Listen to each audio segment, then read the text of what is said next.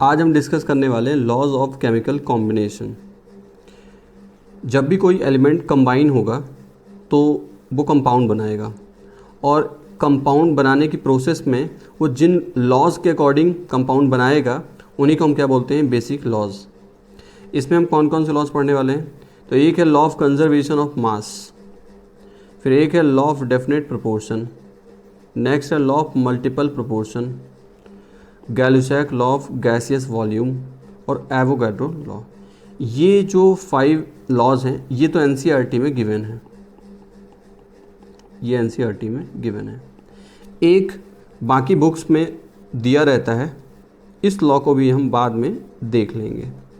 इसे law of reciprocal proportion, ये NCERT में नहीं है लेकिन कुछ दूसरी बुक्स में दिया रहता है, तो इसको भी हम बाद में देखने वाले हैं। तो चलिए स्टार्ट करते हैं लॉ ऑफ कंजर्वेशन ऑफ मास से। तो ये आपने 9th क्लास में भी पढ़ा हुआ है। ये जो लॉ था, इस लॉ को किसने प्रपोज किया है? लेबोजियन ने। अब इसमें स्टेटमेंट क्या है? स्टेटमेंट बहुत आसान सा है, matter can neither be created nor destroyed. इसका मतलब ये हुआ कि किसी भी केमिकल रिएक्शन में स्टार्टिंग में आप जितना रिएक्टेंट लोगे, बाद में जो प्रोडक्ट बन रहा है इसका मास और इसका मास दोनों का सेम रहना चाहिए। तो ये कुछ केमिकल रिएक्शंस हैं जिनके बेसिस पे हमने ये बात बोली। लेकिन कुछ ऐसी भी रिएक्शंस हैं जिसमें ये जो लॉ है, ये जिस तरह का स्टेटमेंट है वैसा हमें देखने को मिलता नहीं। ऐसा कहाँ होता है? कुछ न्यूक्लियर रिएक्शंस में होता है। न्यूक्लियर रिएक्शंस में होता क्या है कि जो अपने पास रिएक्टेंट होता है और रिएक्टेंट के बाद जो प्रोडक्ट बनता है, अगर दोनों का मास हम देखें तो प्रोडक्ट का मास थोड़ा सा कम आता है, यानी रिएक्टेंट का मास थोड़ा ज़्यादा रहता है, प्रोडक्ट का मास थोड़ा सा कम रहता है। अब ये कैसे हो सकता है? क्योंकि लॉ ऑफ कंजर्वेशन ऑफ मास तो कह रहा है कि मास जितना आप स्टार्टिंग में लोगे उतना ही आप बाद में आपको प्रोडक्ट में मिलेगा। तो होता ये है यहाँ पे कि जो मास बहुत कम यहाँ पे डिफरेंस क्रिएट कर रहा है, वो मास एनर्जी की फॉर्म में कन्वर्ट हो गया है। किस में कन्वर्ट हो गया? एनर्जी की फॉर्म में। तो एक इक्वेशन है E = mc²। तो ये जो इक्वेशन है, इस इक्वेशन के अकॉर्डिंग, आइंस्टीन की इक्वेशन है, इसके अकॉर्डिंग जो मास है उसको हम एनर्जी में कन्वर्ट कर सकते हैं। स्पीड कितना होना चाहिए? जो लाइट का स्पीड होता है। तो इस तरह से हम ये कह सकते हैं कि यार अगर आप ये बात बोलोगे, अगर आपका स्टेटमेंट ऐसा रहता है तब इसमें कोई दिक्कत नहीं होगी। अगर आप ऐसे बोलो कि यार रिएक्टेंट का जो मास और एनर्जी है और प्रोडक्ट का जो मास और एनर्जी है वो दोनों क्या रहेंगे? सेम रहेंगे।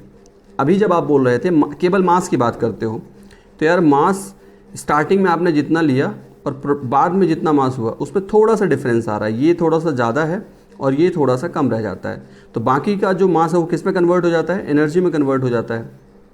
तो हम ऐसे कह सकते हैं, हमारा स्टेटमेंट अगर ये रहे कि यार रिएक्टेंट का जो मास और एनर्जी है वो उतना ही होगा जितना प्रोडक्ट का मास और एनर्जी है। दोनों का जो टोटल होगा वो कितना रहेगा? सेम रहेगा, कांस्टेंट रहेगा।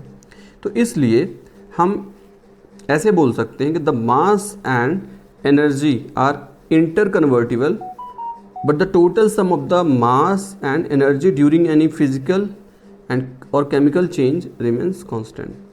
ठीक, तो ये हो गया फर्स्ट लॉ। फर्स्ट लॉ में हमने कुछ एक्स्ट्रा पॉइंट्स भी देख लिए जो एनसीईआरटी में नहीं दिए हुए हैं। अब बात करते हैं सेकेंड लॉ की। तो ये है लॉ ऑफ डेफिनेट प्रोपोर्शन और कांस्टेंट प्रोपोर्शन। ये लॉ भी आपने 9th क्लास में पढ़ रखा है। तो इसमें है क्या? स्टेटमेंट क्या है? अच्छा, ये दिया किसने था? ये प्राउस्ट ने दिया था, ये फ्रेंच केमिस्ट थे।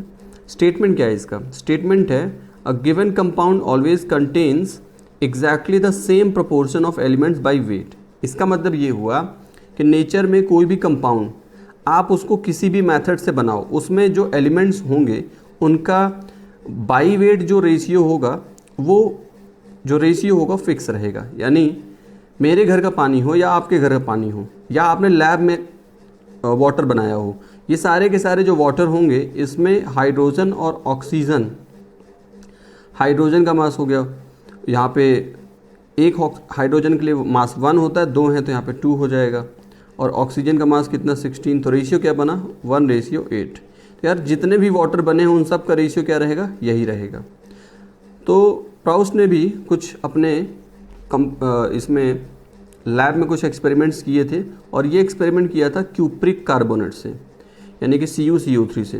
तो उन्होंने क्या किया, जब उन्होंने देखा कि नेचुरल जो ओरिजिन वाला क्यूप्रिक कार्बोनेट है और जो सिंथेटिक तरीके से उन्होंने बनाया है, दोनों का जब उन्होंने रेशियो देखा कॉपर का, कार्बन का और ऑक्सीजन का, तो कॉपर का जो परसेंटेज नेचुरल जो सैंपल था उसमें जो मिल रहा था वही सिंथेटिक वाले में भी मिल रहा था। इसी तरह से कार्बन का परसेंटेज सेम था, ऑक्सीजन का परसेंटेज सेम था। तो उन्होंने ये बात बोल दी कि भाई किसी भी कंपाउंड में जो नेचर में एग्जिस्ट करते हैं उनमें जो एलिमेंट्स होंगे वो हमेशा उनका जो बाई वेट अगर रेशियो देखेंगे तो वो एक क्या होगा, फिक्स रेशियो होगा, कांस्टेंट होगा।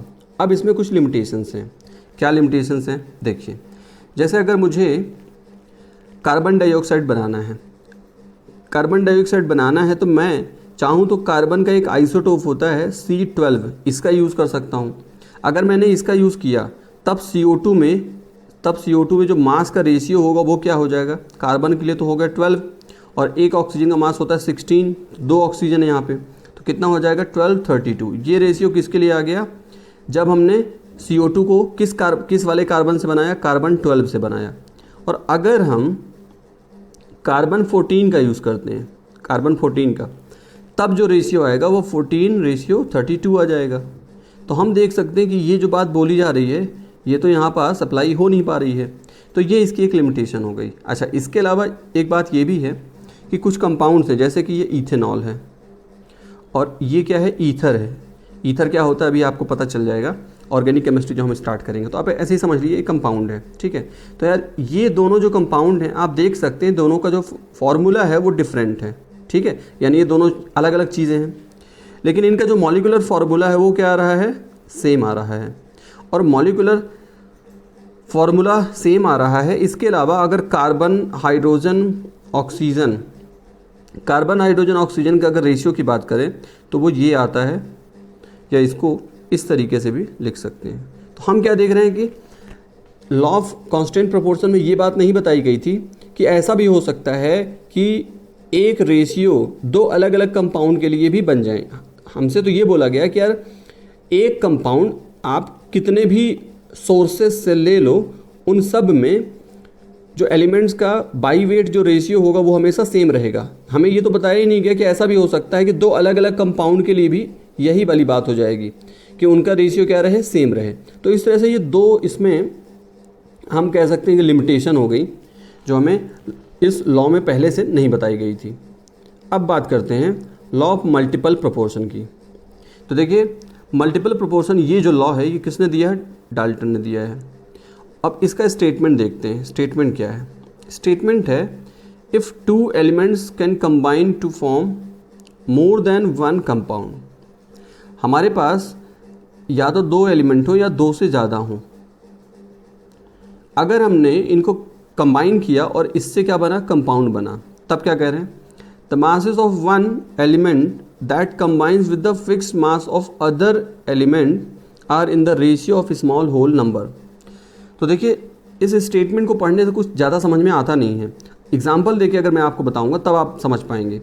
इसमें यह बोला जा रहा है कि यार अगर आप दो एलिमेंट की बात करो, जैसे एक एलिमेंट हो गया हाइड्रोजन और एक एलिमेंट हो गया ऑक्सीजन, ठीक है, अगर हम इन दोनों को कंबाइन करें तो हम हाइड्रोजन और ऑक्सीजन को अगर कंबाइन करें तो हम क्या बना सकते हैं, वाटर बना सकते हैं। ये हो गया हाइड्रोजन और ये हो गया ऑक्सीजन, और हमने क्या बना दिया, वाटर बना दिया, ठीक है भाई।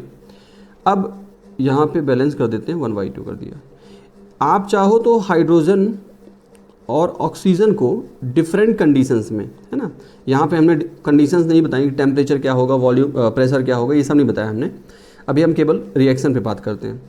तो हमने अगर हाइड्रोजन और ऑक्सीजन को मिक्स किया तो हम ये भी बना सकते हैं H2O2, इसको बोलते हैं क्या, हाइड्रोजन परऑक्साइड।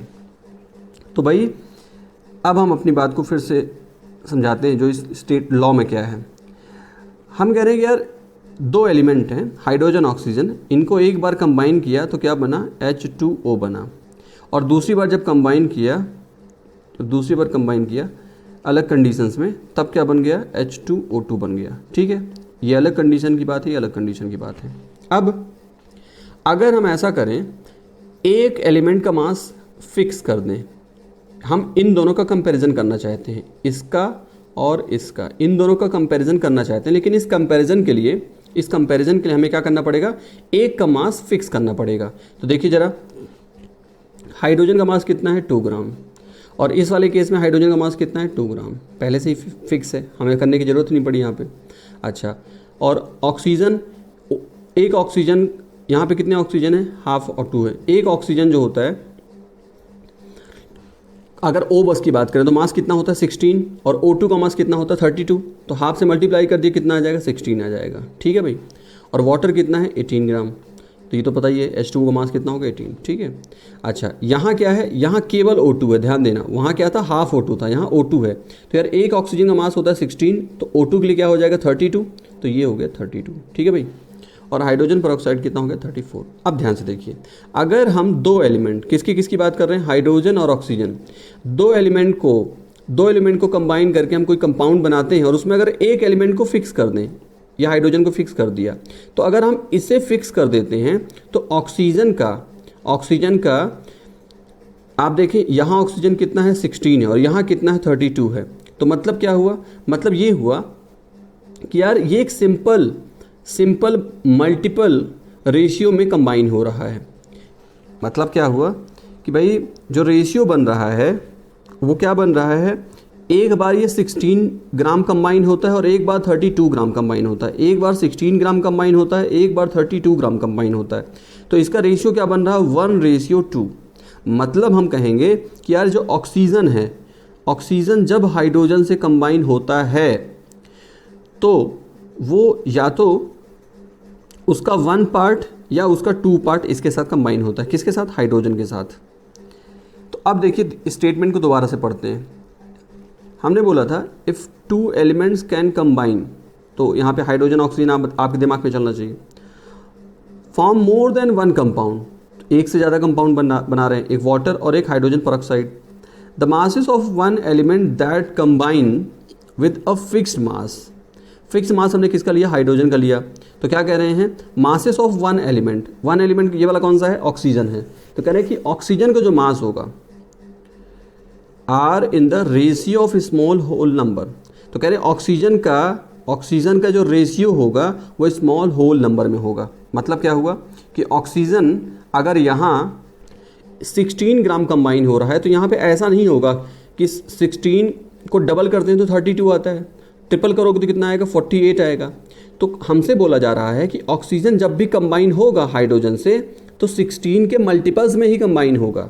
ऐसा नहीं होगा कि यहाँ तो ये ऑक्सीजन जब इसके साथ कंबाइन होता तो 16 ग्राम, और जब इस वाले हाइड्रोजन के साथ कंबाइन होता अलग कंडीशंस में तो यहाँ पे 7.7 ग्राम इतना कंबाइन होगा। ऐसा नहीं होता है, इसके मल्टीपल्स में ही कंबाइन होगा। एक दूसरा एग्जांपल लेते हैं, जैसे मान लीजिए हम नाइट्रोजन और ऑक्सीजन की बात करें, नाइट्रोजन और ऑक्सीजन की, ठीक है भाई।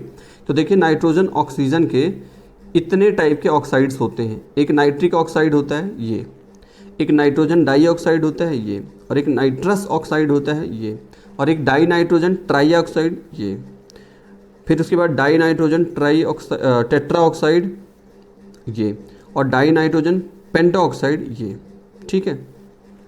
अब देखिए तो टेट्रा में जो ए होता है ए हटा दिया जाता है क्योंकि बाद में वोवेल है इसलिए, ठीक है। चलिए अब हम कह रहे हैं, यहाँ देखिए इस वाले एग्जांपल से आपको बात बिल्कुल क्लियर हो जाएगी।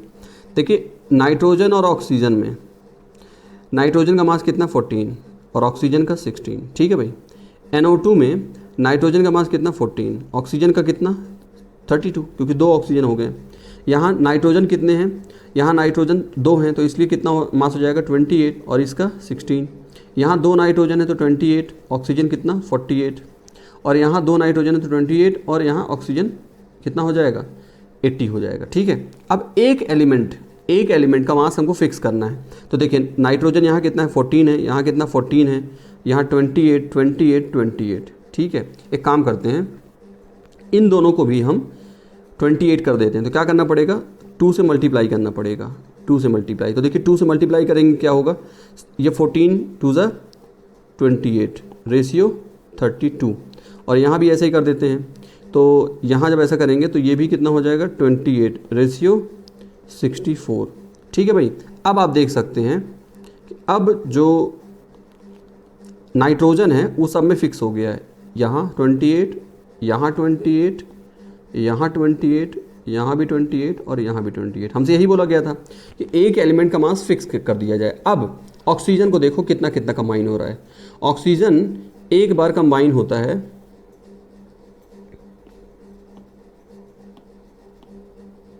ऑक्सीजन एक बार कंबाइन होता है 16। ठीक है भाई, यहाँ लिख देता हूँ 16। एक बार कंबाइन होता है 32 लिख देता हूँ। ठीक है, फिर उसके बाद अब मल्टीपल करते जाना। 16 को किया डबल 32 और उसके बाद ट्रिपल किया तो कितना आएगा 48। उसके बाद 4 टाइम्स करेंगे तो कितना आ जाएगा 64। तो यहाँ पे कर देते हैं 64 और 5 टाइम्स कर देंगे तो कितना आ जाएगा 80। तो क्या देखा आपने कि अगर हम दो एलिमेंट्स नाइट्रोजन और ऑक्सीजन को कंबाइन करते हैं और अगर ये दो एलिमेंट्स एक से ज़्यादा तरह के कंपाउंड्स बनाते हैं, यहाँ कितने कंपाउंड्स बना रहे हैं 5 कंपाउंड्स, एक से ज़्यादा तरह के कंपाउंड्स बनाते हैं, तब एक एलिमेंट का मास अगर फिक्स रखा जाए, एक एलिमेंट कौन सा हमने फिक्स कर दिया, नाइट्रोजन। एक एलिमेंट का मास अगर फिक्स कर दिया जाए तब जो दूसरा वाला एलिमेंट होगा उसका इन सभी कंपाउंड्स में जो मास था उसका रेशियो जब आप देखोगे तो वो क्या आएगा, एक सिंपल रेशियो आएगा। जैसे अगर इसका रेशियो हम करें तो कितना आएगा 1:3:4:5। भाई सिंपल रेशियो आ गया ना। ऐसा नहीं आया कि 1 फिर उसके बाद रेशियो 1.7:2.45 रेशियो, इस तरह से नहीं आ रहा है, सिंपल रेशियो आ रहा है। बस यही बात इस लॉ में बताई गई है। अब एक बार फिर से स्टेटमेंट इसका देखते हैं, क्या बोला फिर से देखें। जब मैं बोलूँ इफ़ 2 एलिमेंट्स तो आपके दिमाग में क्या आना चाहिए, nitrogen oxygen can combine to form more than 1 compound. तो 5 तरह के कंपाउंड्स बनाए ना, NO N2O इस टाइप से। फिर क्या बोल रहा है, the masses of 1 element that combines with a fixed mass. Fixed mass किसका हमने किया था, नाइट्रोजन का किया। ठीक है, तो नाइट्रोजन का अगर फिक्स मास कर दें तब फिर से स्टेटमेंट देखिए, मास ऑफ वन एलिमेंट, कौन सा element, oxygen, mass of oxygen that combine with fixed mass of nitrogen, ऐसे बोल सकते हैं, are in the ratio of small whole number. ये वाली जो बात बोली जा रही है ये किसके लिए बोली जा रही है, ये वाली बात इस वाले एलिमेंट के लिए बोली जा रही है। आप स्टेटमेंट ध्यान से पढ़ें आप, masses of 1 element that combines with a fixed mass of other element are कौन, ये वाला element, are in the ratio of small whole number. तो आई होप इतना बताने के बाद आपको लॉ ऑफ मल्टीपल प्रोपोर्शन ये वाली बात समझ में आ गई।